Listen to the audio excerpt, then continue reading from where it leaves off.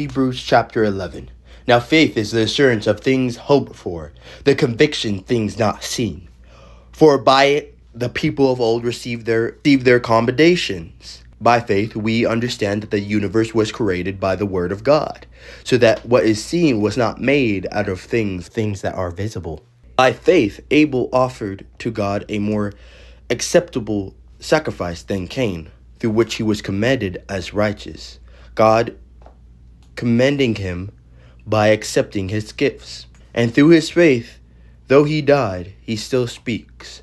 By faith Enoch was taken up, so that he should not see death, and he was not found, because God has taken him.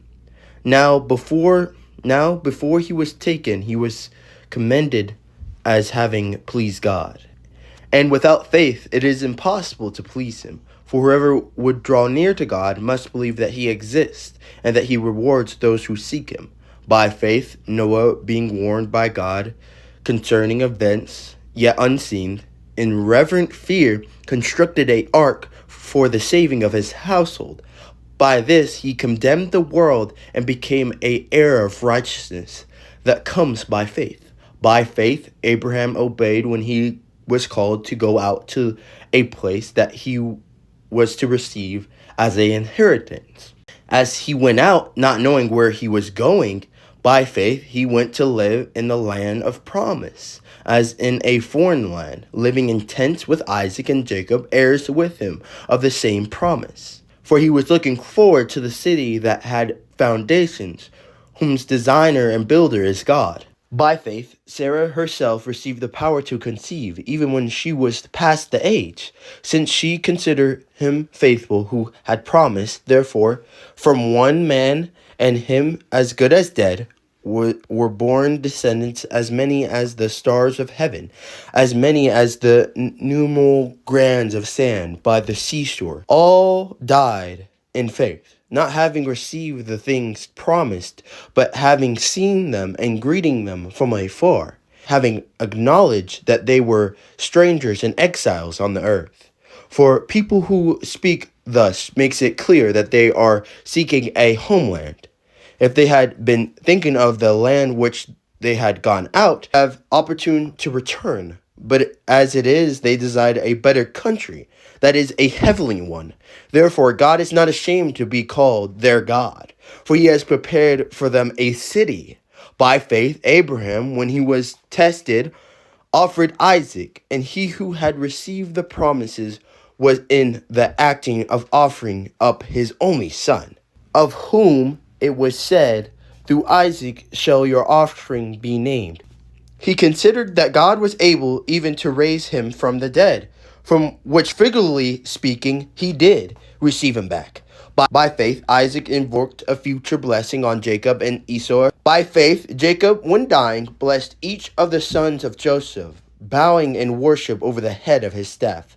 By faith, Joseph, at the end of his life, made mention of the exodus of the Israelites, and gave them directions concerning his bones. By faith, Moses, when he was born, was hidden for 3 months by his parents, because they saw that the child was beautiful, and they were not afraid of the king's edict. By faith, Moses, when he was grown up, refused to be called the son of Pharaoh's daughter, choosing rather to be mistreated with the people of God than to enjoy the fleeting pleasure of sin. He considered the reproach of Christ greater wealth than the treasures of Egypt, for he was looking to the reward. By faith he left Egypt, not being afraid of the anger of the king, for he endured as seeing him who is invisible. By faith he kept over the Passover and sprinkled the blood, so that the destroyer of the firstborn might not touch them. By faith the people crossed the Red Sea as on the dry land. The Egyptians, when they attempted to do the same, they drowned. By faith, the walls of Jericho fell down after they had been encircled for 7 days. By faith, Rahab the prostitute did not perish with those who were disobedient, because she had given a friendly welcome to the spies. And what more shall I say? For the time would fail me to tell of Gideon, Barak, Samson, Jephthah, of David and Samuel and the prophets, who through faith conquered kingdoms, enforced justice, obtained promises, stopped the mouths of lions, quenched the power of fire, escaped the edge of the sword, were made strong out of weakness, became mighty in war, put foreign armies to flight. Women received back their dead by resurrection. Some were tortured, refusing to accept release so that they may risen again to a better life. Others suffered mocking and flogging, and even chains and imprisonment. They were stoned, they were sawed in two, they were killed with the sword. They went about in the skins of sheep, goats, destitute, afflicted, mistreated, of whom the world was not worthy, wandering about in deserts and mountains, and in dens and caves of the earth. And all of these, commended through their faith, did not receive what was promised, since God had provided something better for us, that apart from us, they should not be made perfect.